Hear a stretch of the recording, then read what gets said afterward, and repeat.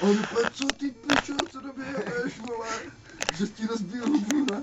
A on úplně, jo prase, že si také nasrána, tak ti splním jenom 2 přání místo 3, ne? A on úplně, jo ty pičo, jenom 2 přání? Víš jak, ono jo, že si také nasrána, tak jenom 2 přání, víš jak. Tak úplně prase. Prase úplně, prase říká, jo, tak pičo, já chci hromadu hoven.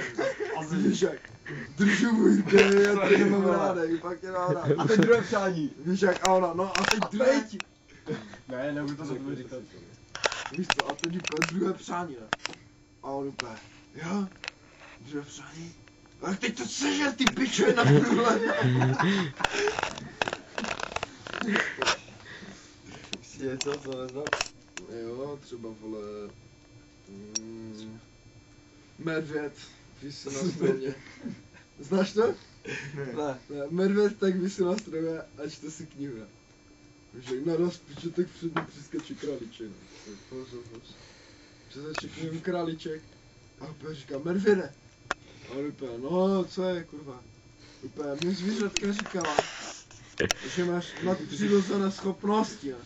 A medvědek vysí na tom stromě, až to si ty knihy řekne. A pičovina, MZ.